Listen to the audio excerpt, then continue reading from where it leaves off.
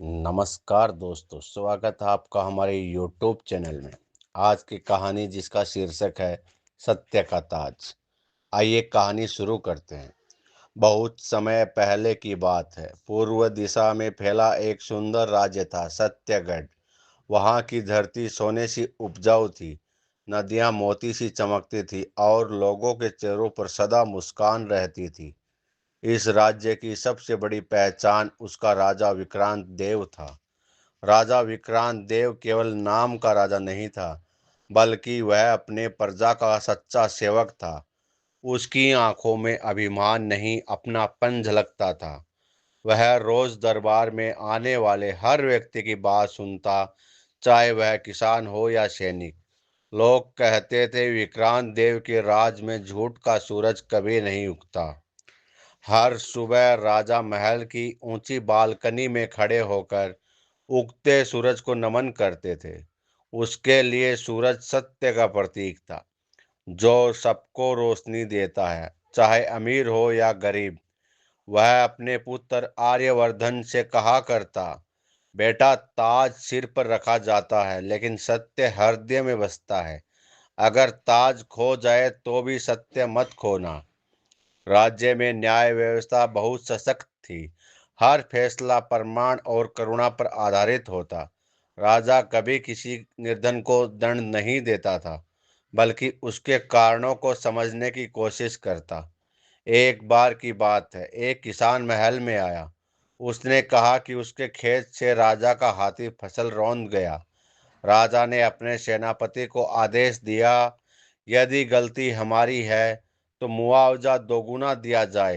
राजा का हाथी है, पर नुकसान गरीब का नहीं होना चाहिए। लोगों के दिलों में ऐसी घटनाओं ने राजा के प्रति अटूट विश्वास जमा दिया।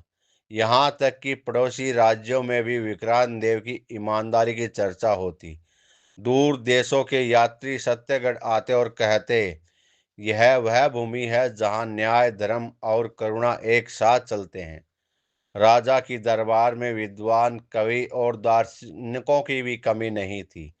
हर पूर्णिमा को महल के आंगन में ज्ञान सभा होती। वहाँ नीति, विज्ञान, धर्म और दर्शन पर चर्चा होती। विक्रांत देव स्वयं विनम्रता से बैठकर सुनते। वह कहते, राजा वही है जो हर विद्वान के आगे शिष्य बने। उनकी इस विनम्रता ने उन्हें न केवल प्रजा का प्यारा बनाया, बल्कि अन्य देशों के लिए भी प्रेरणा का प्रतीक। राजा का मंत्री कौटिल्य नंद भी बड़े समय से दरबार में था। बुद्धिमान था, पर भीतर से महत्वाकांक्षी। वह अक्सर सोचता, विक्रांत देव को सब इतना सम्मान क्यों देते हैं? क्या राजा होना सिर्फ ईमानदारी से तय होता है? शक्ति का असली अर्थ क्या सिर्फ सत्य है? यह विचार उसके भीतर धीरे धीरे विष की तरह फैलने लगा। लेकिन अभी उस विष की लपटें शांत थी। राज्य में सब ठीक चल रहा था। एक दिन राजमहल में भव्य उत्सव हुआ। सत्यगढ़ की स्थापना दिवस। चारों दिशाओं से लोग आए। नृत्य, संगीत और दीपों से सजा महल मानो स्वर्ग उतर आया हो। राजा ने अपने भाषण में कहा, राज्य तब तक अमर रहता है जब तक उसके लोग सच्चाई पर विश्वास रखते हैं। झूठी महिमा क्षणिक होती है, पर सच्चा कार्य युगों तक जीवित रहता है। सभा में गूंजती तालियों की आवाज आसमान तक पहुंच गई। लेकिन कौटिल्य नंद के मन में उस वक्त पहली बार जलन की चिंगारी उठी। वह सोचने लगा, अगर सब उसके नाम का जयगान करते रहेंगे तो मेरे जैसे लोग इतिहास में कहाँ जाएंगे। राजा को इस बात का कोई अंदाज नहीं था कि उसी के दरबार में बैठे लोग कभी उसके पतन की कहानी लिखेंगे। उस रात विक्रांत देव अपने महल की छत पर बैठे थे। आसमान में सितारे चमक रहे थे। उन्होंने धीरे से कहा, प्रजा की खुशी देखकर मुझे गर्व नहीं, शांति मिलती है। यही है सच्चा राज्य। उनकी रानी देवमाला पास ही बैठी थी। उन्होंने मुस्कुराकर कहा, आपका मन इतना निर्मल है महाराज, कि ईर्ष्या और लालच आपको छू भी नहीं सकते। राजा ने उत्तर दिया, देवी, मन तो हर किसी में निर्मल होता है, लेकिन उसे मेला बना देता है स्वार्थ। बस हमें ध्यान रखना चाहिए कि सत्ता हमें स्वार्थी न बना दे। वह बात सामान्य थी, पर उस रात कौटिल्य नंद ने भी आकाश देखा, वही सितारे, वही चांद, लेकिन उसकी आंखों में साजिश की चमक थी। अगले कुछ महीनों में विक्रांत देव के शासन की प्रसिद्धि इतनी बढ़ गई कि पड़ोसी राज्य धर्म राज्य और मकरगढ़ तक उनसे मित्रता चाहते थे। विदेशी व्यापारी उनके दरबार में व्यापार करने को उत्सुक थे। राज्य की समृद्धि चरम पर थी, लेकिन जैसे जैसे राज्य ऊपर जा रहा था, वैसे वैसे कुछ दरबारी भीतर ही भीतर असंतुष्ट हो रहे थे। उन्हें लगता था कि राजा की ईमानदारी उनके लाभ में रुकावट है। जो व्यापारी अनुचित कर देना चाहते थे, राजा उन्हें मना कर देता। जो सैनिक झूठे पुरस्कार चाहते थे, उन्हें रोक देता।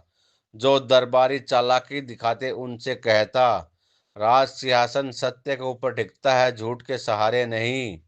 धीरे धीरे कुछ लोगों के मन में यह विचार आने लगा, अगर राजा इतना सख्त और ईमानदार रहेगा तो हमारी मनमानी कैसे चलेगी। और यहीं से शुरू हुआ वह षड्यंत्र जिसकी आहट अभी किसी को नहीं थी, लेकिन भाग्य के पन्नों में वह कहानी लिखी जा चुकी थी। राज्य में अब भी शांति थी, लेकिन शांति की सतह के नीचे धीरे धीरे तूफान बन रहा था। राजा विक्रांत देव को इस बात का कोई अंदाजा नहीं था कि उनके सबसे नजदीकी व्यक्ति कौटिल्य नंद के मन में ईर्ष्या और लालच का जहर पलने लगा है। कौटिल्य नंद राजा का मुख्यमंत्री था। वह नीतियों में निपुण, भाषणों में कुशल और रणनीतियों में चतुर माना जाता था। जब भी कोई दूत या व्यापारी दरबार में आता, राजा अक्सर उसकी राय भी सुनते।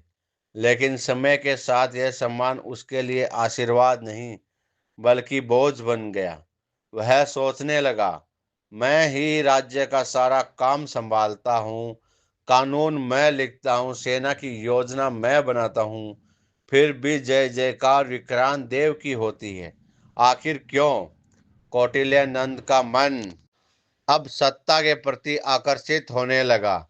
शुरुआत में उसने अपने मन को समझाया, नहीं, यह उचित नहीं है। पर धीरे धीरे मन की आवाज कमजोर पड़ गई और महत्वाकांक्षा की आग तेज हो गई। एक शाम जब दरबार में सब जा चुके थे, कौटिल्य नंद राजमहल के आंगन में टहल रहा था। तभी उसके पास एक परछाई सी आई। वह मकरगढ़ राज्य का दूत था, जिसका राजा सत्यगढ़ की बढ़ती प्रसिद्धि से असंतुष्ट था। दूत बोला, महाराज कौटिल्यनंद, हमारे स्वामी ने सुना है कि आप ही वह व्यक्ति हैं जो सत्यगढ़ की असली शक्ति हैं। अगर आप चाहें तो हम आपके साथ हैं। कौटिल्यनंद पहले तो चौंक गया, पर धीरे धीरे मुस्कुराया। वह बोला, आप क्या कहना चाहते हैं? दूत झुककर बोला, हम जानते हैं राजा विक्रांत देव बहुत ईमानदार हैं, पर ईमानदारी से राज्य नहीं चलता, नीति से चलता है। यदि आप सत्ता संभालें तो हमारे राज्य आपके मित्र बनेंगे, आपको हमारा सहयोग मिलेगा, सेना भी और धन भी। कौटिल्यनंद की आंखों में लालच की चमक आ गई। उस रात उसने अपनी डायरी में लिखा, सत्य का साम्राज्य सुंदर है पर अधूरा, इसे नीति की चतुराई से पूरा करना होगा। अगले कुछ दिनों में वह अपने जैसे कुछ दरबारियों को अपने पक्ष में करने लगा।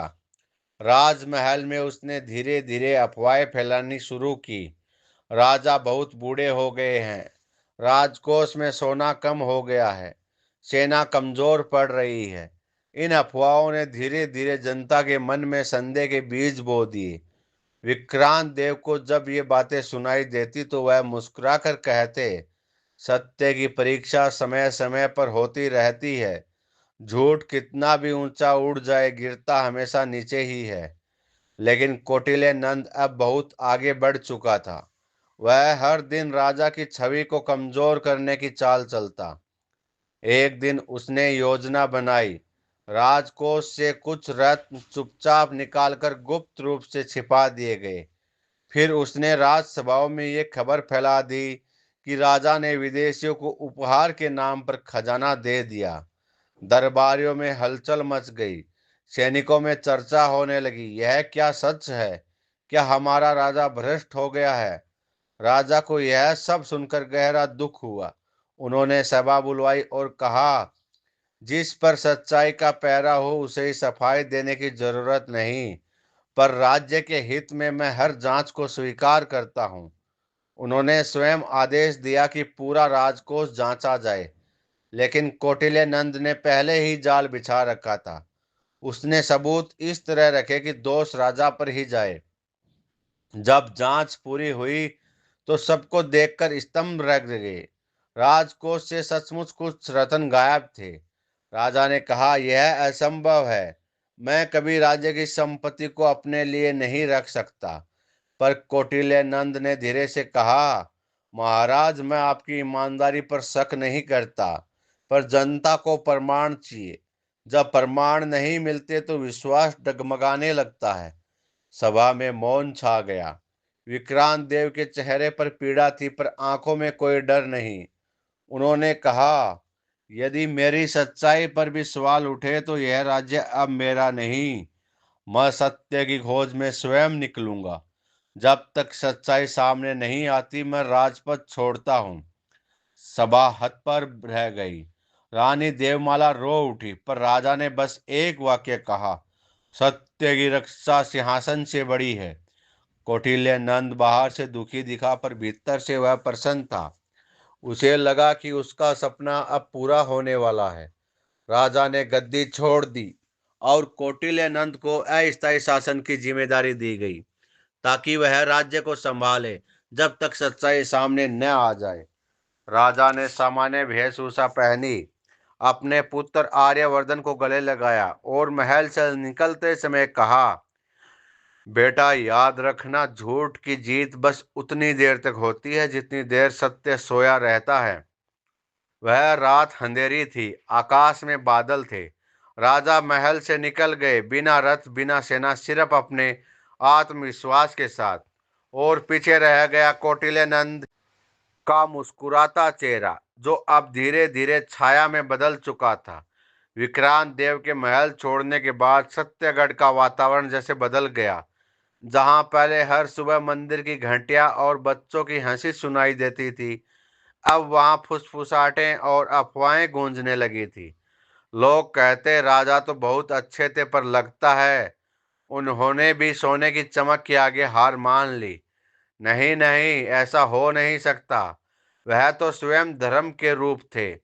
राज्य दो हिस्सों में बंटने लगा। एक वो जो राजा की ईमानदारी पर अड़िग विश्वास रखते, और दूसरे जो कौटिल्य नंद की बातों पर भरोसा करने लगे थे। दरबार अब कौटिल्य नंद के निमंत्रण में था। उन्होंने बहुत चतुराई से शासन संभाला। बाहर से वह विनम्र दिखता, पर अंदर से उसने धीरे धीरे अपने लोगों को मुख्य पदों पर बैठा दिया। न्यायालय में अब फैसले धन और दबाव से तय होते, न कि प्रमाण से। किसानों से कर बढ़ा दिए गए, सैनिकों को नए नियमों में बांध दिया गया, और व्यापारी डर के साये में व्यापार करने लगे। कौटिल्य नंद दरबार में घोषणा करता, राजा विक्रांत देव ने स्वयं पद छोड़ा है। अब उनकी अनुपस्थिति में राज्य को स्थिर रखने की जिम्मेदारी हमारी है। कई दरबारी सिर हिलाते, पर सबकी आंखों में डर था, क्योंकि जिसने भी कौटिल्य नंद का विरोध किया उसके खिलाफ झूठे आरोप लगाकर उसे जेल में डाल दिया गया। धीरे धीरे सत्यगढ़ की वह चमक मध्यम पड़ने लगी जिसके लिए वह प्रसिद्ध था। इधर विक्रांत देव राजमहल से बहुत दूर निकल चुके थे। वे साधारण वस्त्रों में एक साधु के रूप में अज्ञात दिशा में चल पड़े थे। रास्ते में जो भी उन्हें देखता समझाता कि कोई साधारण यात्री है, लेकिन उनके कदमों में अब भी वही दृढ़ता थी जो केवल एक सच्चे राजा में हो सकती है। रात को वो एक पुराने किसान के घर ठहरे। किसान ने उन्हें रोटी और पानी दिया। विक्रांत देव ने आभार जताते हुए कहा, तुम्हारा यह स्नेह किसी राज भोजन से बढ़कर है। किसान ने पूछा, आप यात्री लगते हैं, पर आपकी आंखों में कोई गहरी चिंता है। क्या हुआ? राजा मुस्कुराए। कभी कभी सत्य की राह पर चलने वालों को अकेला चलना पड़ता है मित्र। किसान ने सिर झुकाकर कहा। सत्य अकेला नहीं होता, बस बाकी सब उसे छोड़ जाते हैं। राजा ने पहली बार किसी ने महाराज कहा तो चौंक गए। किसान ने मुस्कुराते हुए कहा, सत्यगढ़ के राजा विक्रांत देव का चेहरा भला कौन नहीं जानता। चिंता मत कीजिए, मैं किसी से नहीं कहूंगा। मैंने आपके न्याय से अपनी जमीन वापस पाई थी। अगर आप सच्चे हैं तो एक दिन फिर यह राज्य आपको पुकारेगा। विक्रांत देव की आंखों में नमी आ गई। उन्होंने आकाश की ओर देखा और मन ही मन कहा, हे ईश्वर, अगर मेरे कर्म सच्चे हैं तो एक दिन यह अंधकार मिटेगा। उधर सत्यगढ़ में हालात और बिगड़ते जा रहे थे। कौटिल्य नंद ने विदेशियों के साथ गुप्त संधि कर ली थी। उसने व्यापार के नाम पर मकरगढ़ के सैनिकों को राज्य में प्रवेश की अनुमति दी। कहने को वे व्यापारी थे, पर वास्तव में वे जासूस थे। धीरे धीरे राज्य की सीमाओं पर मकरगढ़ का प्रभाव बढ़ने लगा। लोगों में भय फैलने लगा। किसानों ने बगावत की कोशिश की, पर कौटिल्य नंद ने सेना भेजकर उन्हें दबा दिया। वह कहता, राज्य अनुशासन से चलता है, दया से नहीं। विक्रांत देव के पुराने मंत्री और सैनिक जो वफादार थे, उन्हें एक एक कर अलग कर दिया गया। राजमहल की दीवारों पर झूठ की परत चढ़ चुकी थी। एक दिन रानी देवमाला ने अपने पुत्र आर्यवर्धन से कहा, बेटा याद रखो, हम इस सिंहासन के वारिस नहीं, सत्य के सेवक हैं। तुम्हारे पिता ने राजगद्दी नहीं छोड़ी, उन्होंने अन्याय से मुंह मोड़ लिया। हमें विश्वास रखना होगा, वह लौटेंगे। आर्यवर्धन तब युवा हो चुका था। वह रोज शाम को महल की छत पर खड़ा होकर क्षितिज की ओर देखता, जहां से उसके पिता गए थे। वह बुदबुदाता, पिता आप लौटेंगे, मैं आपके कदमों के नीचे राज्य बिछा दूंगा, लेकिन इस बार झूठ को माफ नहीं करूंगा। राजा के बिना सत्यगढ़ जैसे आत्मा विहीन शरीर बन गया था। न्यायालय में अन्याय, मंदिरों में भय और खेतों में आंसू उगने लगे थे। पर कौटिल्यनंद को इन सब से कोई फर्क नहीं पड़ता था। वह हर रात अपने महल के ऊंचे कमरे में बैठकर सोचता, अब इस राज्य का मालिक मैं हूँ। इतिहास में मेरा नाम लिखा जाएगा। पर उसे यह एहसास नहीं था कि इतिहास केवल नाम नहीं लिखता, कर्म भी याद रखता है। उधर जंगलों में राजा विक्रांत देव ने साधुओं और सामान्य लोगों के बीच रहना शुरू किया। वह दिन में काम करते, रात में ध्यान लगाते। लोग उन्हें विरक्त साधु कहने लगे। कई बार वे गांव वालों की परेशानियां सुनते और बिना अपना नाम बताए समाधान करते। धीरे धीरे उनकी पहचान फैलने लगी। लोग कहते, एक साधु है जो हर विवाद में न्याय करता है और जिसके निर्णय हमेशा सत्य निकलते हैं। कुछ लोग उन्हें सत्य स्वरूप कहने लगे। वह मुस्कुरा देते, सत्य किसी का रूप नहीं होता, वह हर रूप में बसता है। पर एक दिन एक यात्री उनके पास आया। उसने कहा, महात्मा, क्या आप जानते हैं कि सत्यगढ़ अब अंधकार में डूब चुका है। वहां अब कोई न्याय नहीं, कोई मुस्कान नहीं। लोग आपके नाम की पूजा करते हैं, लेकिन आपको मृत समझ चुके हैं। राजा ने शांत स्वर में कहा, सत्य कभी नहीं मरता, बस परीक्षा में चला जाता है। वह उठे, नदी के जल से स्नान किया और आकाश की ओर देखते हुए बोले, अब समय आ गया है लौटने का। झूठ ने जितना फैलना था फैल चुका। अब सत्य का सूर्योदय होगा। और उस रात पहली बार अंधेरे जंगल में उगता चांद कुछ ज्यादा उजाला लग रहा था, मानो खुद प्रकृति कह रही हो, राजा लौटेगा। जंगलों की निस्तब्धता में जब हवा पत्तों को छूती थी, तो ऐसा लगता था मानो वृक्ष की भी कोई प्राचीन गीत गा रहे हों। विक्रांत देव अब महीनों से महल से दूर रह रहे थे। उनका जीवन अब एक साधु की तरह था। सादा वस्त्र, मिट्टी का पात्र और भोजन के लिए लोगों का स्नेह। पर उनके मन में कभी यह भावना नहीं आई कि उन्होंने कुछ खो दिया है। वे अक्सर कहते, जिसे सत्य का मार्ग मिल जाए उसके पास सबसे बड़ा धन होता है आत्म शांति। जंगल के किनारे बसे गांव में अब वे विरक्त साधु के नाम से जाने जाते थे। कोई विवाद हो, कोई बीमारी या अन्याय, लोग उन्हीं के पास आते। सबकी बात धैर्य से सुनते, न्यायपूर्वक समाधान करते। एक दिन एक छोटा बालक रोता हुआ उसके पास आया। उसने कहा, बाबा, मेरे पिता को किसी ने चोरी के झूठे आरोप में बांध लिया है। राजा ने पूछा, कौन बांध लिया? बालक बोला, गांव के मुखिया ने। विक्रांत देव ने गांव बुलवाया। जब सब इकट्ठे हुए तो उन्होंने सिर्फ एक प्रश्न पूछा, क्या किसी ने चोरी को अपनी आंखों से देखा है? सब मौन रहे। विक्रांत देव बोले, जब तक प्रमाण नहीं तब तक दोष नहीं। न्याय का अर्थ यह नहीं कि दंड मिले, न्याय का अर्थ है सत्य की रक्षा। बालक के पिता को मुक्त कर दिया गया। लोग झुककर बोले, महात्मा, आपके निर्णय ठीक वही हैं जैसे हमारे राजा विक्रांत देव करते थे। विक्रांत देव मुस्कुरा दिए।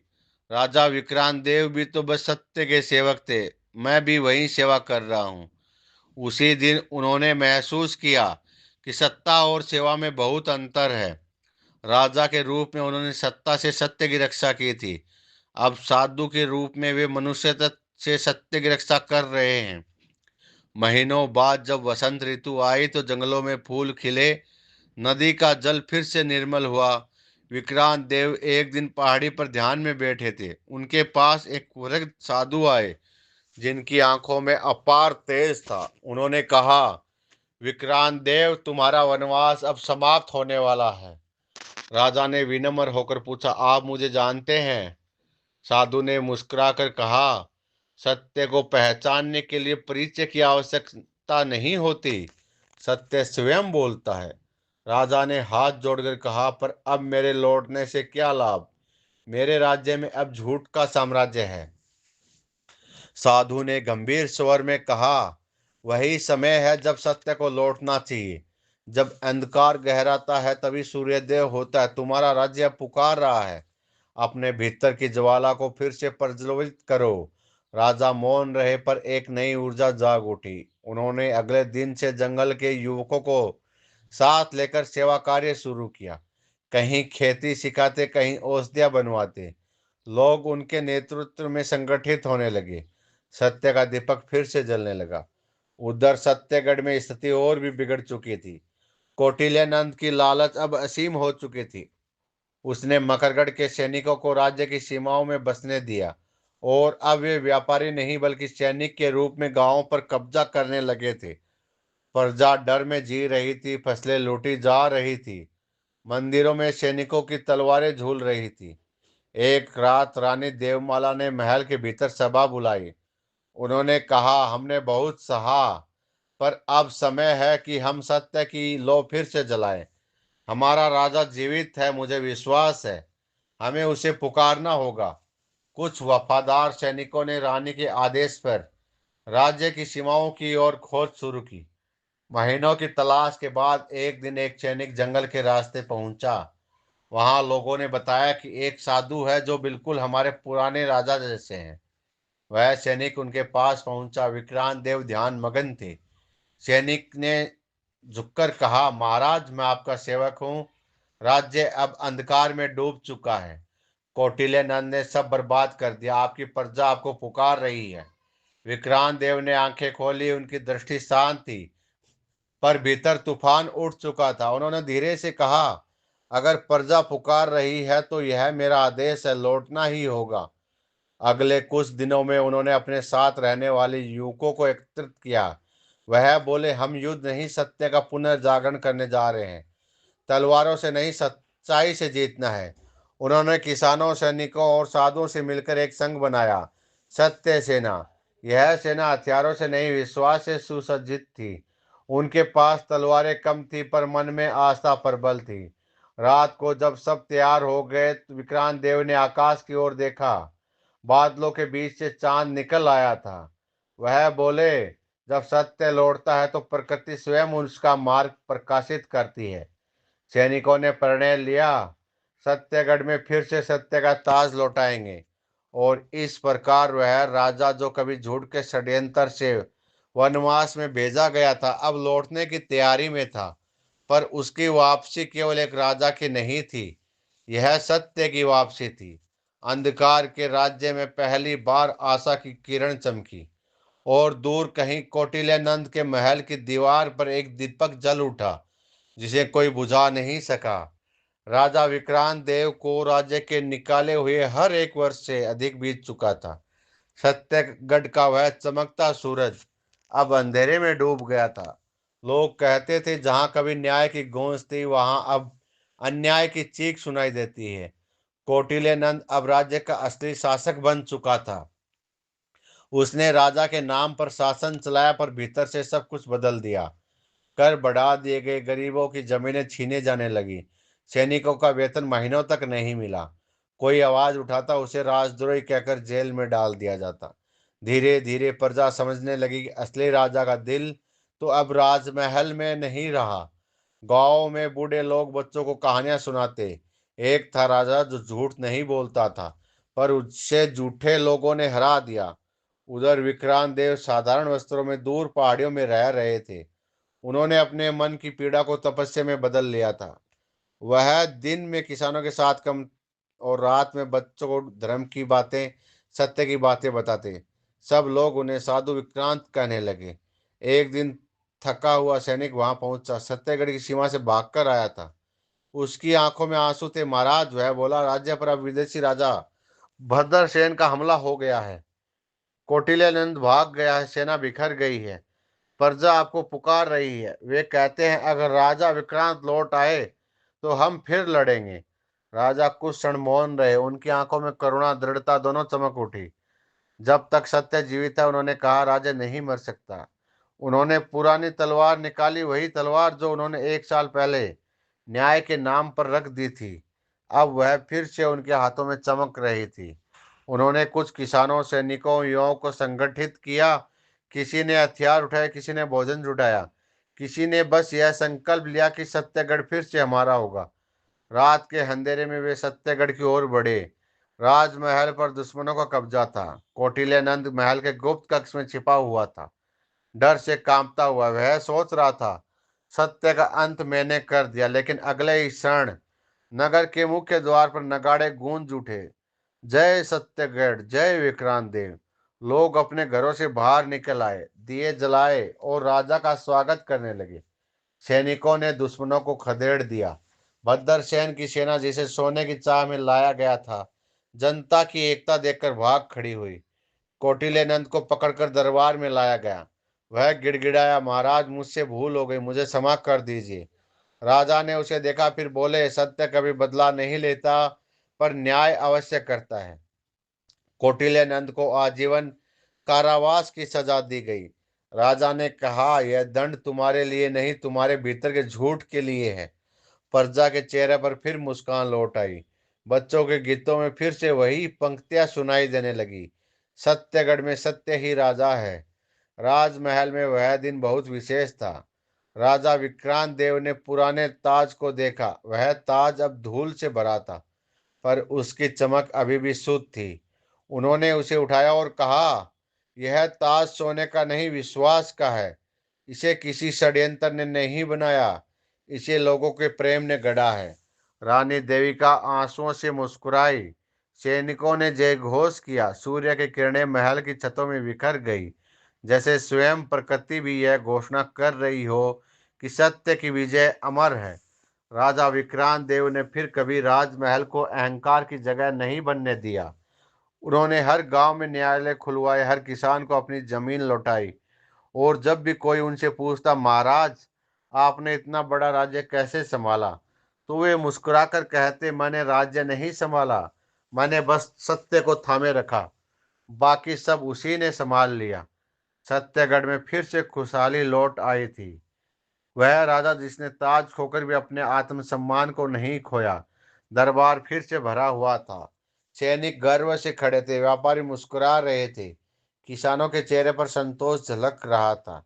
रानी देविका की आंखों में शांति थी और मंत्रीगण सिर झुकाए बैठे थे, जैसे उन्हें अपनी गलती का एहसास हो गया। राजा विक्रांत देव ने दरबार के बीचों बीच उठे और धूल भरा ताज था उन्होंने उनके सामने रखा। बोले, यह ताज मेरे सिर पर कई बार रखा गया, पर इसकी असली चमक मैंने तब देखी जब इसे खो दिया था। दरबार में सन्नाटा छा गया। राजा आगे बोले, राज्य का वैभव सोने चांदी से नहीं बल्कि उस विश्वास से होता है जो प्रजा के दिल में बसता है। मैंने यह विश्वास फिर से पाया है और यह किसी भी ताज से बड़ा है। उन्होंने रानी की ओर देखा, फिर अपने पुत्र युवराज आर्यमान को पास बुलाया। बोले, बेटा, याद रखना, ताज पहनना आसान है पर उसे सच्चाई से संभालना सबसे कठिन। यह ताज तुम्हारे सिर पर तभी रखूंगा जब तुम वचन दो कि कभी झूठ का साथ नहीं दोगे। आर्यमान झुककर कहा, पिता, मैं वचन देता हूं कि मैं सत्य को ताज मानूंगा, न कि ताज को सत्य। पूरा दरबार उस क्षण भावनाओं से भर गया। लोगों ने जय घोष किया, सत्य की जय, विक्रांत देव अमर रहे। उस दिन राजा ने आदेश दिया, राजमहल के प्रवेश द्वार पर सोने की मूर्ति नहीं बल्कि एक पत्थर की पट्टिका लगाई जाए, जिस पर केवल 5 शब्द अंकित हो, सत्य ही राज्य का ताज है। दोस्तों, आपको यह कहानी कैसी लगी कमेंट बॉक्स में हमें ज़रूर बताएं। साथ ही आप हमारे चैनल पर नए हैं तो चैनल को सब्सक्राइब करें, लाइक करें और शेयर करें। धन्यवाद।